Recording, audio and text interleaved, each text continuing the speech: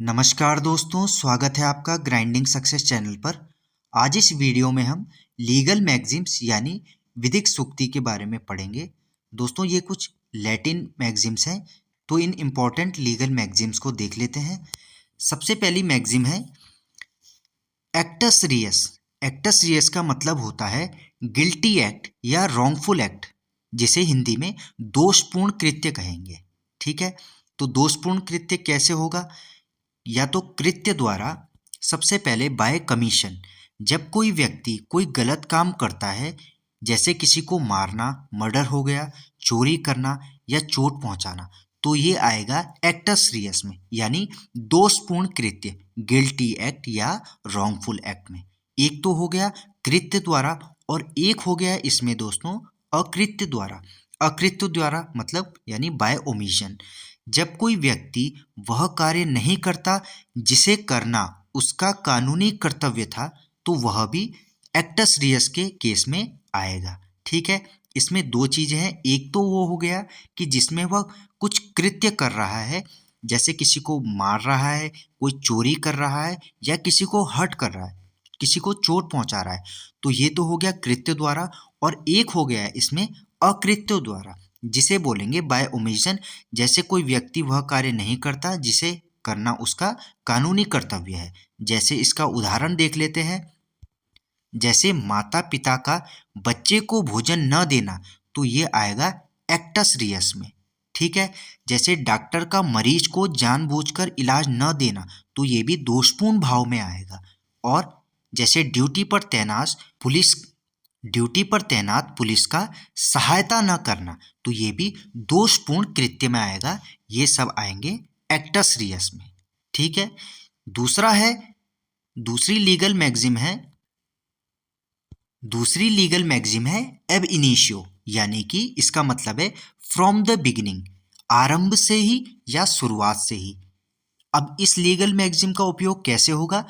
आरंभ से ही या शुरुआत से ही। देखिए, ऐसा कोई भी कानून या समझौता जो कि शुरुआत से ही अमान्य यानी वॉइड माना जाएगा, ऐसा कोई भी कानून जो शुरू से ही अमान्य माना जाता है, उसे कहेंगे अब इनिशियो, यानी शुरुआत से ही, आरंभ से ही।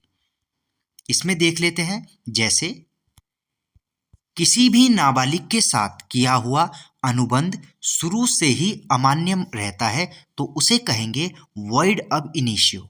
यानी कोई भी नाबालिग, जो कोई माइनर है, उसके साथ यदि आप कोई कॉन्ट्रैक्ट करते हो तो वह शुरू से ही अमान्य होगा, तो उस फॉर्म में इसको कहा जाएगा वॉइड अब इनिशियो का केस है ये। ठीक है, तो ये हो गया वॉइड अब इनिशियो, यानी कि शुरुआत से ही, from the very beginning. Next legal maxim है, तीसरी लीगल मैगजिम है एक्टस नॉन फेसिट्रियम निसी मैंसिट्रिया। तो इसका मतलब है an act doesn't make a person guilty unless there is a guilty mind. तो कोई भी कृत्य किसी को तब तक अपराधी नहीं बनाता जब तक उसमें दोषपूर्ण मन न हो। तो एक्टस नॉन फेसिट्रियम निसी मैंसिट्रिया का मतलब होगा कोई भी ऐसा कृत्य किसी को तब तक अपराधी कोई भी कृत्य किसी को तब तक अपराधी नहीं बनाता जब तक कि उसमें दोषपूर्ण मन न हो। इससे संबंधित एक केस लॉ है, आरवी कनिंगम का केस है 1957 का। इसमें दोस्तों क्या हुआ कि जो ये आरवी कनिंगम था, तो इसने क्या किया, पैसे चुराने के इरादे से एक घर से गैस मीटर निकाला, जिससे क्या हुआ, गैस लीक हुई और पड़ोस के घर में एक कोई बुजुर्ग महिला सो रही थी, तो उसका जो है आंशिक दम घुटने का उसे सामना करना पड़ा। तो यहाँ पे जब ये केस हुआ, तो इसमें न्यायालय ने ये अपना फैसला रखा कि उनका मकसद, जो आर रॉय कनिंगम का जो मकसद था, वह चोरी करना था, न कि किसी बुजुर्ग महिला जो उनका दम घुटा उनमें उसका दुर्भावनापूर्ण, जो उनका दोषपूर्ण मन था, उसका कोई इरादा नहीं था। तो यहाँ पे एक्टस नॉन फेसिट्रियम नीसी मैंसिट्रिया का केस लागू हुआ। ठीक है, नेक्स्ट लीगल मैगजिम है ऑडी आल्ट्रेम पार्टेम। ऑडी आल्ट्रेम पार्टेम, इसमें इसका मतलब है हियर द अदर साइड, यानी दूसरे पक्ष को सुनो। प्राकृतिक न्याय का सिद्धांत है कि निर्णय देने से पहले दूसरे पक्ष को सुनो। ऑडी अल्ट्रम पैटर्म, इसे आप ऐसे भी याद रख सकते हैं, ऑडी का ए, अल्ट्रम का ए और पार्टम आप। तो ये हो गया आप, आपको भी सुनेंगे। तो आप इसको ऐसे ट्रिक से याद रख सकते हो, ऑडी अल्ट्रम पार्टम का हेयर द अदर साइड, दूसरे पक्ष को सुनो कि आपको भी हम सुनेंगे। तो दूसरे पक्ष को सुनना जरूरी है। यह ऑडी अल्ट्रम पैटर्म लीगल मैगजीन हमें यह बताती है। इससे संबंधित एक केस लॉ है, Menaka Gandhi versus union of India 1978 का ये केस है। इसमें क्या हुआ था, इस केस में क्या हुआ दोस्तों कि मेनका गांधी जो ये थे, इनका जो पासपोर्ट है वो जब्त कर लिया था और मेनका गांधी को अपना पक्ष रखने का इन्हें मौका नहीं दिया गया। तो यह केस ऑडी अल्ट्रम पैटर्न पे आधारित है। ठीक है, नेक्स्ट लीगल मैगजीम है डैमनम सिने इंजूरिया। डैमनम सिने इंजूरिया का मतलब है डैमेज विदाउट लीगल इंजरी, ऐसा नुकसान जिसमें किसी व्यक्ति के कानूनी अधिकार का हनन न हुआ हो। मतलब डैमेज तो हुआ है परंतु उसमें उसके जो कानूनी अधिकार है, जो लीगल इंजरी है, उसका कोई हनन नहीं हुआ है। डैमनम का मतलब हो गया डैमेज, सीने का मतलब हो गया विदाउट और इंजूरिया का मतलब हो गया लीगल इंजरी। ठीक है, ऐसा कानून जिसमें किसी व्यक्ति के कानूनी अधिकार का हनन ना हुआ हो।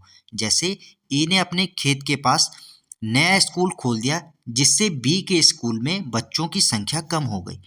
बी को आर्थिक नुकसान हुआ लेकिन बी के किसी कानूनी अधिकार का उल्लंघन नहीं हुआ। ठीक है, तो इसका उदाहरण यह है, ए नाम का कोई व्यक्ति है, उसने बी नाम के व्यक्ति ने, जिसने पहले से अपना स्कूल खोल रखा था, वहाँ पे अपना स्कूल खोल दिया अपने खेत की बगल में। तो क्या हुआ, और उसने फीस भी कम रखी होगी, तो उससे क्या हुआ, जो बच्चे हैं वो कुछ बच्चे यहाँ ट्रांसफ़र हो गए जिससे बी को आर्थिक नुकसान हुआ, परंतु ए ने बी के किसी भी कानूनी अधिकार का उल्लंघन नहीं किया। तो ये आएगा डैमनम सिने इंजूरिया में। ठीक है, इसका दोस्तों एक केस लॉ है ग्लूसेस्टर ग्रामर स्कूल केस 1410 का। इसमें दोस्तों वही है, एक ग्लूसेस्टर ग्रामर स्कूल केस। इसमें क्या हुआ, एक शिक्षक ने नौकरी छोड़ी, अपना स्कूल खोला, वहाँ पे फीस कम रखी, जिससे जो है ज़्यादातर छात्र इसके स्कूल में चले गए, परंतु जिससे दूसरी पार्टी को आर्थिक नुकसान हुआ है, परंतु इस वजह से उनके कानूनी अधिकार का, किसी भी कानूनी अधिकार का उल्लंघन नहीं हुआ है। तो यहाँ पे बनता है डैमनम सिने इंजूरी का केस, जिसमें damage without legal injury, damage हुआ है, आर्थिक नुकसान हुआ है, परंतु किसी के भी कानूनी अधिकारों का उल्लंघन यहाँ पे नहीं हुआ है। तो यह बताता है हमें डैमनम सिने इंजूरिया लीगल मैगजीम। ठीक है, नेक्स्ट लीगल मैगजीम है इग्नोरेंशिया जूरिस नॉन एक्सक्यूसेट। इसका मतलब है ignorance of the law is no excuse, यानी विधि या कानून की अज्ञानता कोई बहाना नहीं है। इग्नोरेंशिया जूरिस नॉन एक्सक्यूसेट में ignorance of the law is no excuse, यानी विधि या कानून की अज्ञानता को कोई बहाना नहीं माना जाएगा। इसमें यह बताया गया है। इसका दोस्तों एक इम्पॉर्टेंट केस लॉ है state of Maharashtra versus M H George 1965 का यह केस है। इसमें क्या हुआ, एम एच जॉर्ज नामक एक व्यक्ति जो सोने की तस्करी कर रहा था, तो इसको भारत में जो है पकड़ लिया गया। तो इसने वहाँ पे यह दावा किया कि इसे भारतीय कानून फेरा, जिसे फॉरेन एक्सचेंज रेगुलेशन एक्ट की जानकारी नहीं थी। तो यहाँ पे कहा गया कि विधि या कानून की अज्ञानता कोई बहाना नहीं है, जिसे इग्नोरेंशिया जूरिस नॉन एक्सक्यूसेट के लीगल टर्म में बताया गया है। ठीक है, नेक्स्ट है, अब इसी से मिलता जुलता है दोस्तों इग्नोरेंशिया फैक्टी एक्सक्यूसेट, यानी ignorance of the fact can be excused, यानी तथ्य की अज्ञानता क्षमा योग्य हो सकती है। यानी इग्नोरेंस ऑफ द फैक्ट, यदि किसी तथ्य के बारे में अज्ञानता है, किसी तथ्य के बारे में पता नहीं है, तो वह क्षमा योग्य हो सकती है।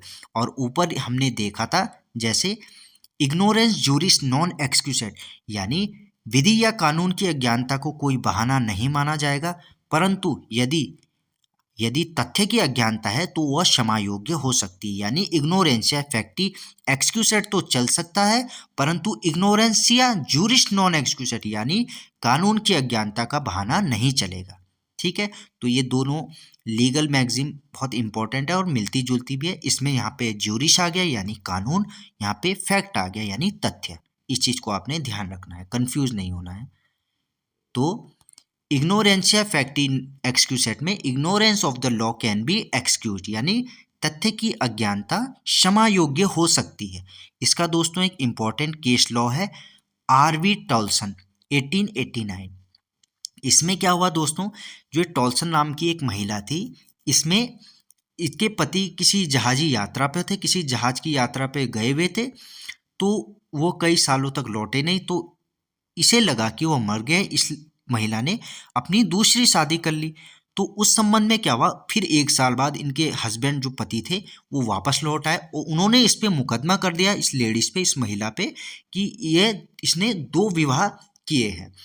तो वहां पे ये केस आया, इस महिला ने अपना पक्ष रखा कि इस संबंध में, इस तथ्य के बारे में इन्हें पता नहीं था कि ये, उसने, उस महिला ने सोचा कि ये मर चुके हैं, तब इस बात पे उसने दूसरी शादी की, परंतु उसके पहले पति ने आके उस पर दावा किया था कि इसने 2 विवाह किए हैं मेरे रहते हुए। तो यहाँ पे इग्नोरेंशिया फैक्टी एक्सक्यूसेट का केस बना, यानी कि उस महिला को तथ्य की अज्ञानता थी, इसलिए न्यायालय ने उसे क्षमा योग्य किया। तो यहाँ पे ignorance of the fact can be excused. ठीक है, तो ये है इग्नोरेंशिया फैक्टी एक्सक्यूजेट का मामला। नेक्स्ट है रेस इप्सा लोक्विटर यानी the thing speaks for itself, यानी वस्तु या घटना स्वयं बोलती है, यानी घटना ही अपनी गवाही खुद दे देती है। तो ये हो गया रेस इप्सा लोक्विटर का मतलब, the thing speaks for itself. इसमें एक इंपॉर्टेंट केस लॉ याद रखिए दोस्तों, बायरन वर्सेस बोडेल 1863 का यह केस है। नेक्स्ट है इंजूरिया सीने डैमनो। इंजूरिया सीने डैमनो का मतलब है injury without damage. Injury without damage यानी कानूनी अधिकार का उल्लंघन बिना किसी वास्तविक हानि के, यानी कानूनी अधिकार का उल्लंघन हुआ है, कोई डैमेज नहीं हुआ है, कोई क्षति नहीं है। इंजूरिया का मतलब इंजरी यानी लीगल इंजरी से, सीने का मतलब होगा विदाउट और डैमनो का मतलब होगा डैमेज, यानी इंजरी हुई है परंतु इंजरी विदाउट डैमेज, कानूनी अधिकार का उल्लंघन हुआ है बिना किसी वास्तविक हानि के। इसमें दोस्तों एक इम्पॉर्टेंट केस लॉ है एसबी वर्सेस वाइट 1703 का एक केस है। इसमें क्या होता है दोस्तों, जो ये इसमें एसबी नाम का भी व्यक्ति है, यह वोट डालने जा रहा था, और जो ये वाइट है, ये उस टाइम वहाँ पे अधिकारी, इसकी ड्यूटी लगी हुई थी, परंतु ये किसी कारण से एसबी को वोट देने से रोक देता है। एसबी जिस अपने कैंडिडेट को वोट देने जा रहा था, जो उसकी इच्छा थी, वह जीत तो जाता है, परंतु इसमें देखिए एसबी को कोई डैमेज नहीं हुआ, परंतु उसके कानूनी अधिकार, जो उसका राइट था, जो उसकी अधिकार था वोट देने का, उसका उसे हार्म हुआ है, उसकी क्षति हुई है। तो यहाँ पे ये केस बना है इंजूरिया सीने डैमनो, यानी नहीं कानूनी अधिकार का उसका उल्लंघन हुआ है, भले ही उसको कोई क्षति नहीं हुई, उसका जो कैंडिडेट था जिसे वो वोट देने जा रहा था वह जीत गया था ऑलरेडी, उससे एसबी को कोई नुकसान नहीं हुआ, परंतु यहाँ पे केस ये बना है कि एसबी के कानूनी अधिकार का उल्लंघन हुआ है, जिससे यहाँ पे लीगल मैगजीम आती है इंजूरिया सीने डैमनो, यानी इंजरी विदाउट डैमेज, इंजरी हुआ ही है बिना किसी डैमेज के। ठीक है, तो ये होगा इंजरी सीने डैमनो का केस। नेक्स्ट है उबी जस इबी रेमेडियम, यानी where there is a right there is a remedy, जहां अधिकार है वहां उपचार है। ठीक है, उबी जस इबी रेमेडियम यानी where there is a right there is a remedy, जहां अधिकार है वहां उपचार जरूर मिलेगा। इसको देख लेते हैं दोस्तों। अगर किसी व्यक्ति के कानूनी अधिकार का उल्लंघन हुआ है, यदि किसी के लीगल राइट का उल्लंघन हुआ है, तो कानून उसे उपचार यानी रेमेडी जरूर देगा। ये आएगा उबी जस इबी रेमेडियम की लीगल मैगजीम के अंतर्गत। ठीक है, उबी जस इबी रेमेडियम मतलब जहां अधिकार है वहां उपचार जरूर मिलेगा, where there is a right there is a remedy. ठीक है, ये बोलता है उबी जस इबी रेमेडियम। नेक्स्ट लीगल मैक्सिम देखते हैं। नेक्स्ट है दोस्तों de minimis non curat lex, यानी the law does not concern itself with trifles, यानी कानून तुच्छ यानी बहुत छोटे मामलों की परवाह नहीं करता। ऐसे मामले जो बहुत छोटे होते हैं, जैसे मानो कि ए ने बी को धक्का दे दिया, माना तो उसमें कोई चोट नहीं लगी ऐसी, तो ऐसे मामले जैसे ए ने बी का पेन उठा लिया या बी का पेन ले लिया, तो ऐसे जो मामले हैं छोटे मोटे जो तुच्छ मामले हैं, इन पे जो कानून है वह इनकी परवाह नहीं करता, यानी the law does not concern itself with trifles. तो ये होगा de minimis non curat lex का मतलब। ठीक है, नेक्स्ट लीगल मैक्सिम है quid pro quo. Quid pro quo दोस्तों एक इंपॉर्टेंट मैक्सिम है, इसको ध्यान रखिए। क्विड प्रो क्यो का मतलब है something in return for something, यानी कुछ के बदले कुछ। जैसे जब कोई व्यक्ति कोई लाभ, कोई सुविधा या किसी प्रकार की सेवा देता है और उसके बदले में कुछ पाने की अपेक्षा रखता है, तो उसे क्विड प्रो क्यो कहा जाएगा, यानी कुछ के बदले कुछ। जैसे इसका एक इम्पॉर्टेंट पॉइंट है कि जैसे कंसीडरेशन यानी प्रतिफल, किसी भी कॉन्ट्रैक्ट में प्रतिफल का होना बहुत ज़रूरी है। किसी भी कॉन्ट्रैक्ट में प्रतिफल का होना बहुत ज़रूरी है। जैसे ए नाम का एक व्यक्ति बी नाम के व्यक्ति को कहता है कि आप मेरे स्कूल का काम कर दीजिए या मेरे नोट्स बना दीजिए, मैं आपको 500 रुपये दूंगा। तो बी ने ए का काम किया है और ए ने बी को 500 रुपये दी है, तो ये हो गया प्रतिफल, यानी कुछ के बदले कुछ। ठीक है, तो ये आएगा क्विड प्रो क्यो में। नेक्स्ट लीगल मैक्सिम है स्टेर डेसिसिस, यानी to stand by things decided, यानी पूर्व में दिए गए न्यायिक निर्णयों का अनुसरण करना। ऐसे निर्णय जो न्यायालय ने पहले दे दिया है, तो अधीनस्थ न्यायालय उन्हीं के आधार पर वैसे ही संबंधित मामलों में अपना निर्णय सुनाएंगे। जैसे जो कानूनी सिद्धांत पहले किसी मामले में तय हो चुका है, उसी सिद्धांत को आगे के समान मामलों में भी अपनाया जाएगा। तो ये क्या कहता है, स्टेयर डिसिसिस लीगल मैक्सिम यह कहती है, यानी पूर्व में दिए गए जो भी न्यायिक निर्णय है उनका अनुसरण करना। ठीक है, तो स्टेयर डेसिसिस का मतलब यह है कि जो पूर्व में न्यायिक निर्णय हो गए हैं उनका अनुसरण करना, उन्हीं के आधार पर वैसे ही आगे आने वाले मामलों में न्यायिक निर्णय देना उस सिद्धांत को देखते हुए। ठीक है, नेक्स्ट लीगल मैक्सिम है obiter dicta. Obiter dicta things said by the way, यानी यह एक जज की वैसे कही गई बात है जो किसी फैसले का आधिकारिक हिस्सा नहीं होती, यानी न्यायालय द्वारा कही गई वे बातें जो निर्णय के लिए आवश्यक नहीं होती। नेक्स्ट है दोस्तों रेशियो डिसाइडेंडी, यानी जिसका मतलब है रीजन फॉर डिसाइडिंग। तो रेशियो डिसाइडेंडी का मतलब है निर्णय का कारण क्या है या फैसले का जो मूल सिद्धांत है उसे कहते हैं रेशियो डिसाइडेंडी। ठीक है, यानी किसी भी न्यायालय के फैसले में जो मुख्य कानूनी सिद्धांत या लीगल प्रिंसिपल जो अपनाया जाता है, जिसके आधार पर फैसला दिया जाता है, उसी को रेशियो डिसाइडेंडी कहते हैं। ठीक है, तो कोर्ट न्यायालय ऐसा जो भी कानूनी सिद्धांत है, जो भी लीगल प्रिंसिपल है, जिसके आधार पर फैसला सुनाएगा, उसी को रेशियो डिसाइडेंडी कहेंगे। ठीक है, तो दोस्तों ये थे 15 इंपॉर्टेंट लैटिन मैक्सिम्स जिनके बारे में आज हमने पढ़ा है। मिलते हैं आपसे ऐसी एक और नई वीडियो में एक नए टॉपिक के साथ। धन्यवाद।